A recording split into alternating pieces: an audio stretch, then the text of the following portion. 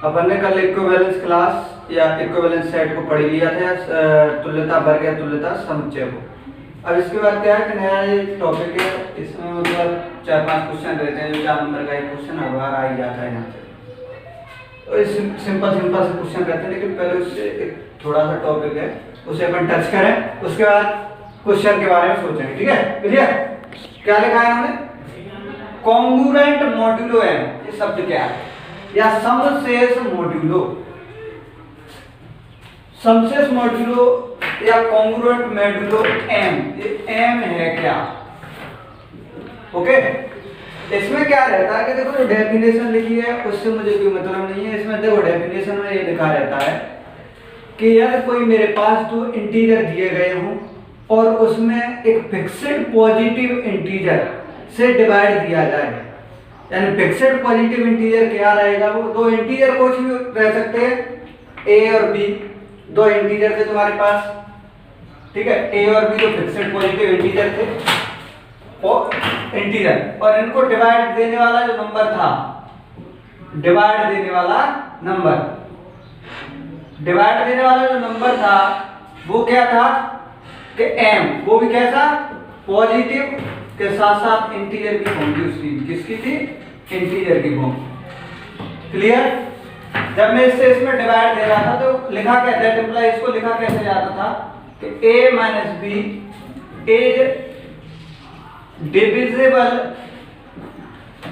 Bye m, यानी a minus B को क्या कर रहे थे अपन? m से डिवाइड दे रहे थे, या और ऐसे जिसे नॉन है इसे अपन लिख सकते हैं a, ये देखो निशान है, कॉन्ग्रुएंट b मॉड्यूलो m। ठीक है, अब देखो ये क्या लिखा है, इससे मुझे कोई मतलब नहीं। देखो मेरे पास एक बेस्ट तरीका है जो अपने के लिए जनरल रहता है, बिल्कुल सिंपल है। इसमें क्या रहता है कि जैसे आपके पास कोई नंबर रहता है, कोई भी दो नंबर आपके पास दिए थे, इनमें मैं क्या कर रहा था? जब m से डिवाइड दे रहा था, क्या कर रहा था? m से डिवाइड दे रहा था a और b में, तो जो मेरे पास रिमाइंडर आ रहा था वो दोनों जगह से सेम आ रहा था। रिमाइंडर दोनों जगह से सेम कैसे? तो इसमें लिखा है समशेष, हिंदी में समझने की कोशिश करें, यानी दोनों जगह से समशेष का मतलब समान शेष फल आएगा। ठीक है, यानी रिमाइंडर जो आएगा वो दोनों जगह से कैसा होगा? इक्वल होगा। रिमाइंडर जब दोनों जगह से इक्वल होगा तो देखो जैसे मैंने लिख दिया यहाँ पे, ऐसे नंबर मुझे लेके आने पड़ेंगे 3 कॉन्ग्रुएंट 5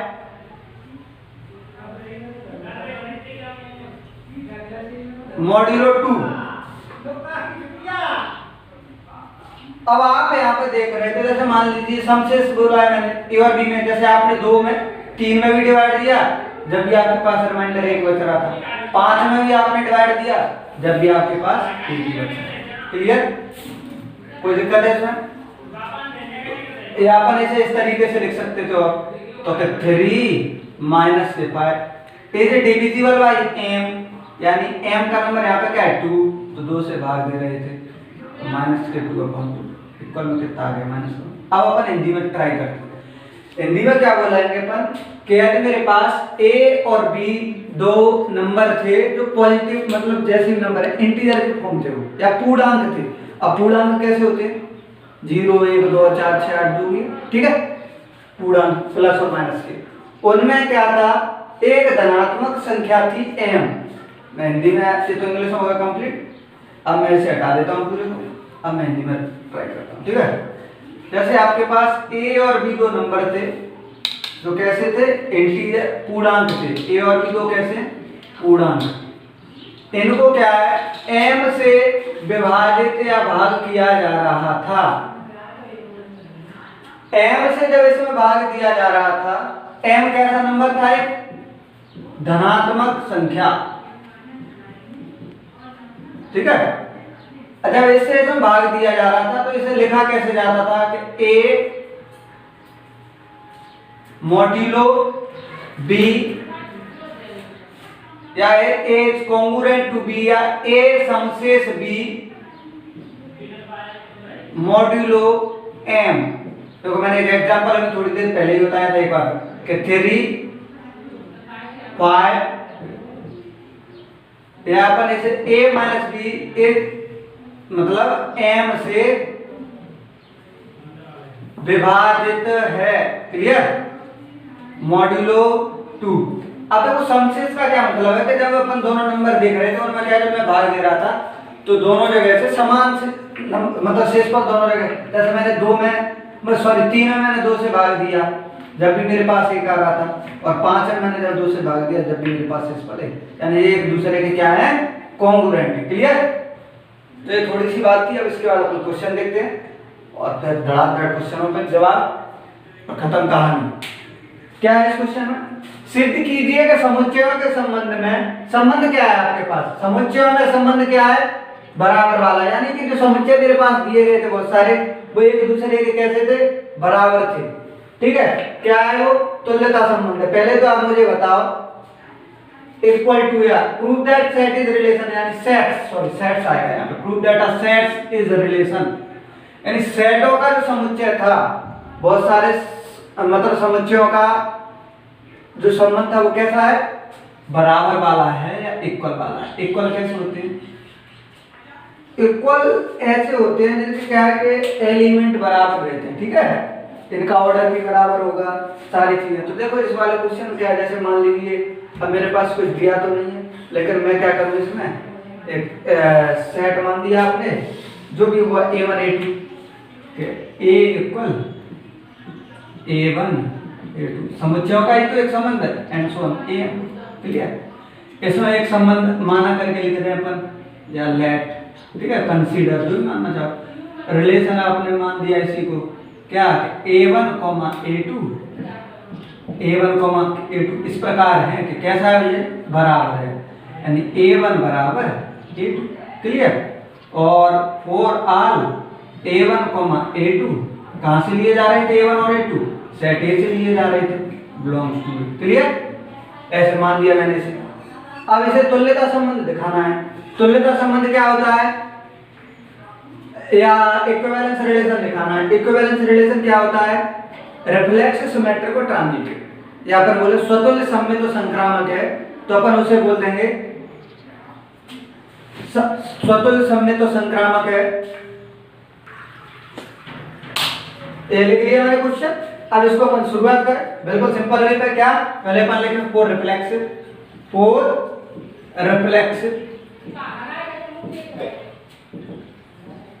यहां पर बोले स्वतुल्य के लिए, ठीक है। अब स्वतुल्य के लिए आपने लिखा, अब ये बताओ कोई भी सेट स्वयं के बराबर हो सकता है कि नहीं, तो होगा वो, तो अपन लिखेंगे हम जानते हैं कि कोई भी समुच्चय स्वयं के बराबर होता है, ठीक है, या WKT, we know that any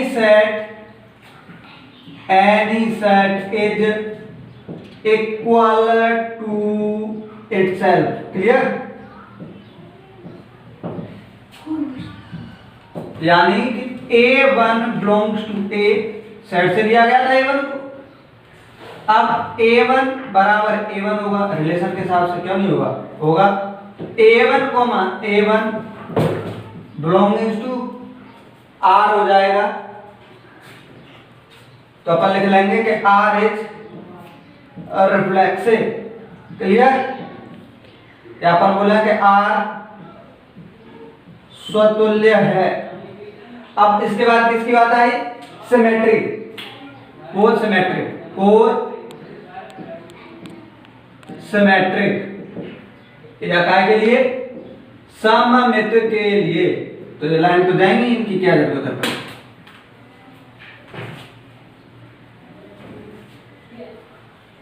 आप लोग साथ में वीडियो को पॉज करके लिख लिया करो, ठीक है।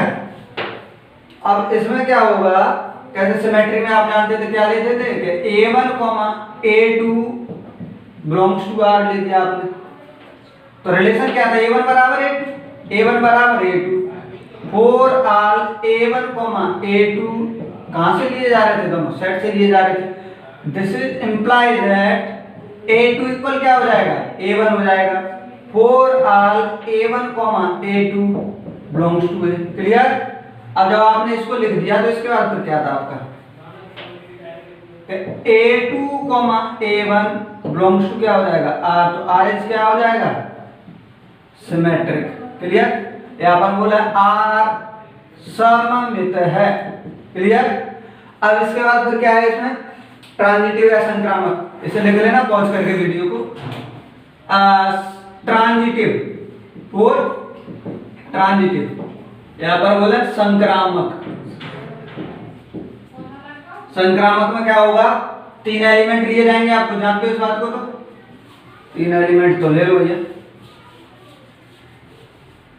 कि A1, A2, A3 belonging to set ए से लिए गए थे। अपन लिखें A1, A2 belongs to R and A2, A3 belongs to R। Relation पे डिफाइन करें तो A1 बराबर A2 नंबर 1 दे दिया, इसको करेंगे A2 बराबर A3। ठीक है, नंबर 2 दे दो इसे आप।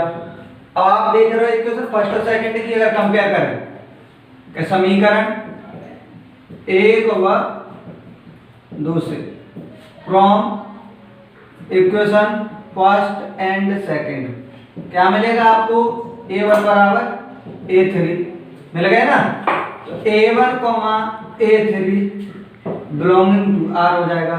तो अपन बोल रहे हैं कि R is transitive, R is transitive, या अपन बोल रहे हैं R संक्रामक है। क्लियर भाई।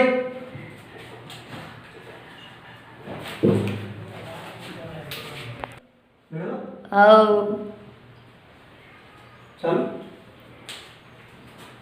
तो क्वेश्चन में क्या है, सेकंड नंबर वाला जो क्वेश्चन है अपने पास, उसमें क्या बोला है इन्होंने कि यदि I पूर्णांकों का समुच्चय है आपके पास तथा संबंध उसमें कैसा दिया गया है कि मैं 2 एलिमेंट थे ऑर्डर पेयर और उनमें से एक दूसरे को घटा रहा था, तो मुझे कैसा दे रहा था, एक समपूर्णांक दे रहा था। ठीक है, समपूर्णांक दे रहा था, तो इसका मतलब ये नहीं कि वो नेगेटिव भी हो सकता है, पॉजिटिव भी हो सकता है, कुछ भी हो सकता है, नथिंग एल्स। तब R क्या है, तुल्यता संबंध है कि नहीं, ये अपन को दिखाना है। तो तुल्यता में बार-बार रिपीट करूंगा कि तुल्यता क्या होता है, रिफ्लेक्ट स्वतंत्र समय तो संक्रामक है, तो तुल्यता हो गया। क्लियर। इसमें क्या लिखा है कि if I, देखो ये नोटेशन है इंटीजर वाला, ठीक है, if I is the set of integer then relation R equal x, y such that x minus y is even integer। कैसे है, even integer चाहिए मुझे। ठीक है, तो पहली बात तो यह है कि इंटीजर क्या होते हैं, ऐसे नंबर जो प्लस के और माइनस के रहते हैं वो इंटीजर कहलाते हैं। अब इवन इंटीजर कैसे होते हैं, पहले तो ये दिमाग में आना चाहिए कि इवन होता क्या है। इवन नंबर कैसे होते हैं, ऐसे नंबर जिनमें 2 से भाग दें अपन या डिवाइड दें तो वो क्या हो जाए, उनका शेषफल या रिमाइंडर आए वो 0 है। ठीक है, इवन नंबर वो होते हैं। तो फॉर रिफ्लेक्सिव जैसे मैंने लिखा है यहाँ पे, फॉर रिफ्लेक्सिव यहाँ पर बोल रहे हैं स्वतुल्य के लिए। तो देखो क्या होगा इसमें, आप जानते हो आप कैसे नंबर, अब सेट कैसे है, काफी बड़ा है, तो आप इसे ऐसा तो नहीं कर रहे हैं कि सर मैं कार्टेशियन प्रोडक्ट करूंगा फिर उसके बाद सॉल्व करूंगा तो काफी टाइम लगेगा। तो अपन इनको क्या करें, ऐसे ना करते हुए फिर अपन इसे डेफिनेशन फॉर्म में बना दें। तो अपन ने एक एलिमेंट ले लिया कि x belongs to y। Clear. Reflexive में दोनों को एक जैसा लिया जाता था, तो अपन ने क्या किया, x minus x is an x लिया था, रिलेशन पे y की जगह पे क्या रखा जाएगा, स्वतुल्य में एक जैसे, is an even integer. Clear. या एक सम पूर्णांक। अब इसमें से घटाएंगे तो 0 क्या आ जाएगा, 0 इज एन इवन इंटीजर होता है वो, इवन इंटीजर।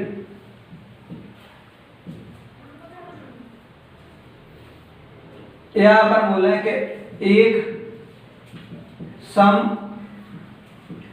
पूर्णांक है।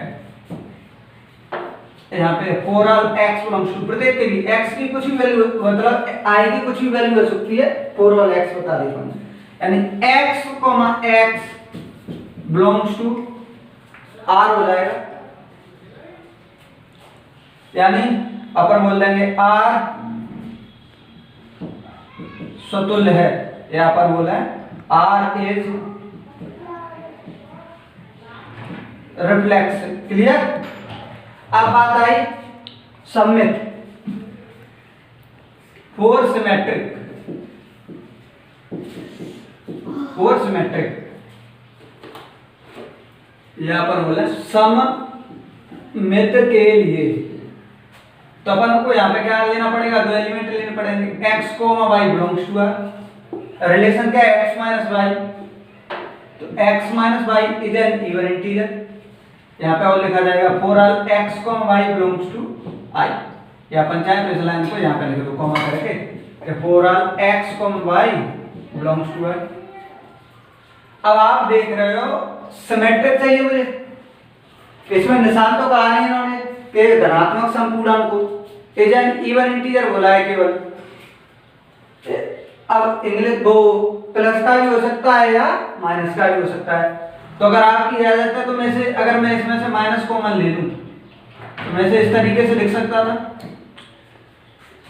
क्योंकि अगर मैं माइनस का इसमें गुणा करूंगा तो क्या हो जाएगा, माइनस के बाई और माइनस माइनस क्या हो जाता है प्लस का x, यानी लौट के मुझे वही वाला नंबर मिल जाएगा। कोई दिक्कत है इसमें? नहीं है। इंटीजर अपन को टारगेट केवल और केवल क्या था कि मुझे इवन इंटीजर चाहिए था, केवल और केवल ये टारगेट, प्लस का मिल रहा था या माइनस का मिल रहा था इससे मुझे कोई मतलब नहीं था। x y लेके चले थे अपन यहाँ से, x y belongs to r लेके चले थे, और यहाँ पर मुझे क्या मिल गया, y x belongs to r मिल गया, यानी r क्या हो गया, सममित है। क्लियर। यहाँ पर बोला सिमेट्रिक।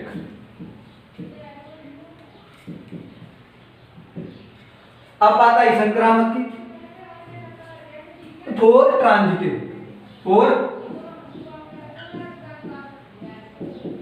ट्रांजिटिव, यहां पर बोले संक्रामक के लिए।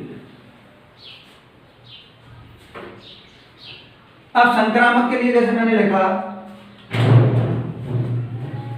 तो इसमें क्या होगा संक्रामक वाले में,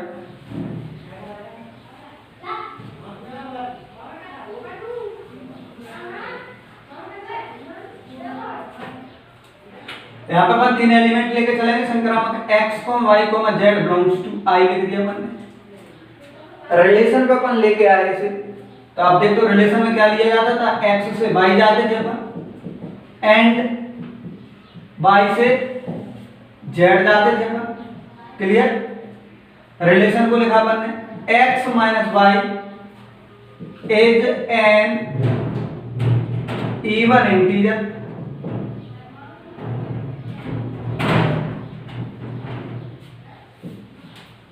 यहाँ पर बोले बराबर में के मान दो, यहाँ पे एक बराबर में के वन मान दो आप, बराबर मतलब एक इवन इंटीजर मिल रहा था, के वन मान दिया मैंने उसे। ठीक है, इवन इंटीजर। अब दूसरा वाला भी तो लिखा जाएगा आपके द्वारा, y माइनस के z, यहाँ पे लिख देंगे सम पूर्णांक। Clear. y minus z equal में एक दूसरा नंबर भी आएगा, तो k2 ले दिया मैंने उसे। यहां तो दोनों कैसे इवन दे रहे थे, दोनों घटने के बाद, एज एन इवन इंटीजर,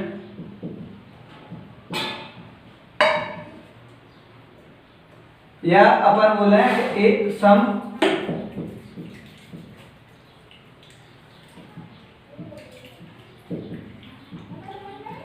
पूर्णांक है। अब अपन देख रहे थे यहाँ पे, आप ये बताओ मुझे, यदि आप दो सम संख्याओं को जोड़ोगे, जैसे सम संख्या क्या होती है, फिर 2 और 4 6 0, अगर इनको आप जोड़ोगे तो आपको क्या मिलेगा, सम संख्या मिलेंगी, 4 और 2 6 भी, 6 में अगर मैं 2 से भाग दूंगा, मैंने क्या बताया था, ऐसी संख्या जिनमें 2 से भाग देने के बाद शेषफल क्या बचेगा, 0 बचेगा। तो ये क्या एक तरीके से संपूर्णांक दे दिया इसने, यानी कि अगर मैं चाहूँ तो इसे क्या लिख सकता हूँ, मैंने नंबर 1 दे दिया मैंने समीकरण इसको, और इसको मैंने क्या दे दिया 2 दे दिया, और दोनों को जोड़ दिया। तो जोड़ेंगे तो क्या होगा, x माइनस के बाई बराबर केवल सॉरी x माइनस के बाई LHS LHS और RHS RHS जोड़ी जाती है, तो k1 प्लस के k2। क्लियर। यहाँ पे देख रहे थे आपने दो नंबर सम जब जोड़े तो आपको क्या मिला, एक सम संख्या मिली। तो बराबर में अगर आप चाहो तो इसे क्या k मान सकते हो, केवल बाई से बाई कट जाएगा, x माइनस के z, ये भी क्या बचेगा एक एज n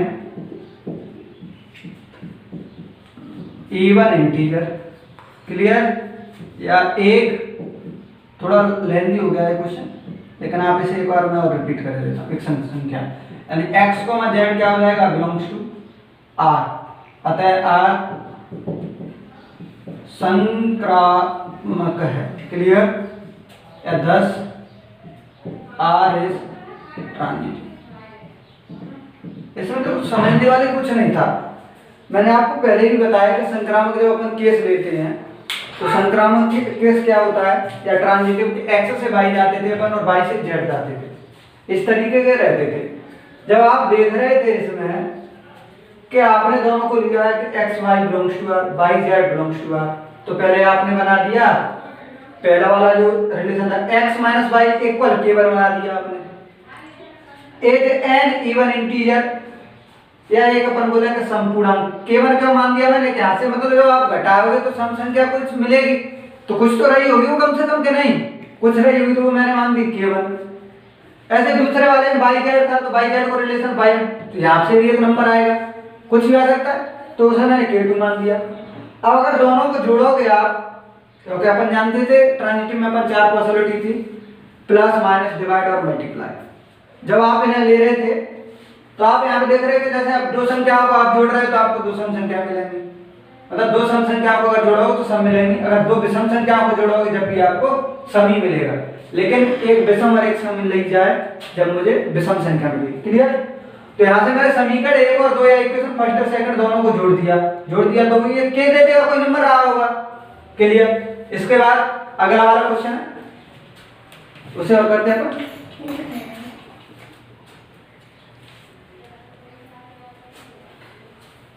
इस वाले क्वेश्चन में थोड़ा डिफरेंट है, pause the video noted down.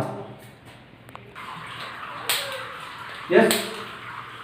तो नेक्स्ट क्वेश्चन अपने पास क्वेश्चन नंबर 3। इस क्वेश्चन में क्या हो रहा है मुझे कि prove that a set of positive integer है।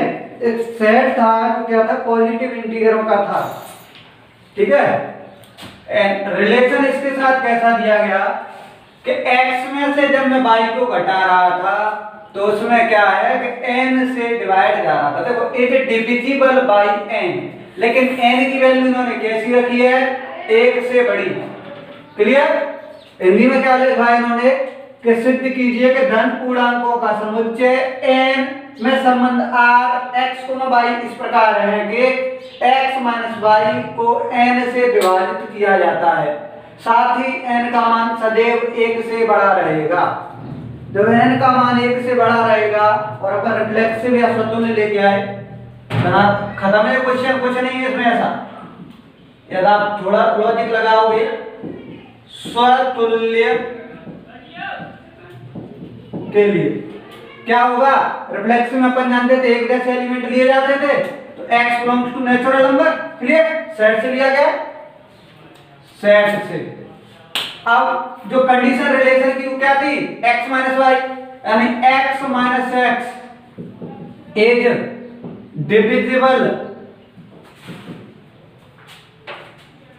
डिविजिबल बाय n, और n की वैल्यू 1 से बड़ी रखी गई, और साथ में क्या और बोला गया, 4r, मतलब x की वैल्यू कुछ भी हो सकती है। अब जब इसमें से घटाओगे आप तो क्या मिलेगा आपको, 0। यहां पर अपन लिखें तो क्या लिख सकते हैं, n से विभाजित है।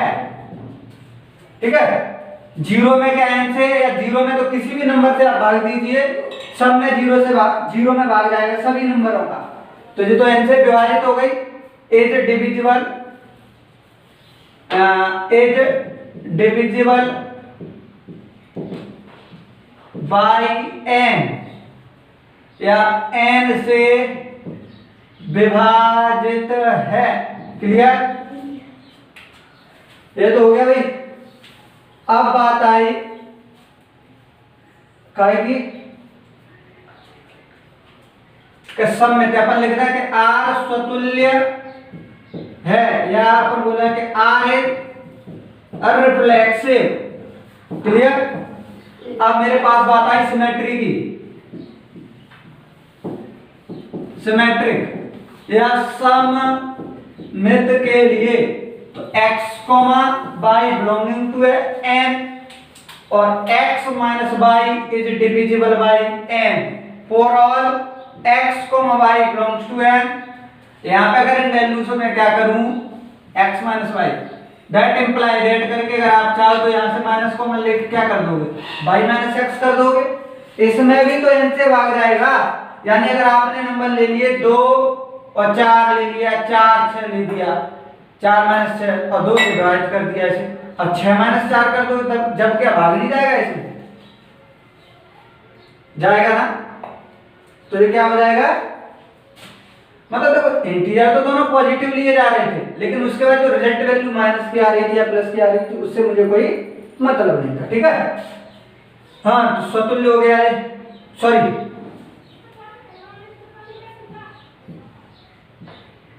R is symmetric. अब बात आई ट्रांजिटिव की, यह अपन बोल रहे हैं संक्रामक। ट्रांजिटिव संक्रामक के लिए तो यहां पे क्या हो जाएगा, x, y, z belongs to n लिखना पड़ेगा आपको। फिर क्या लिखना पड़ेगा आपको, यहां पे मैं देखो जगह नहीं मेरे पास, मैं यहां लिख रहा हूं इस चीज को कि x, y belonging to r तथा या एंड करके y, z belonging to r, ऐसा लिखा जाएगा। x माइनस y n से विभाजित है। क्लियर? x माइनस y जब n से विभाजित है तो आप इसे क्या लिख सकते थे,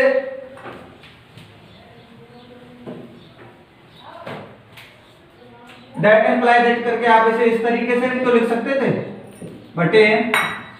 ठीक है, अब y माइनस z इज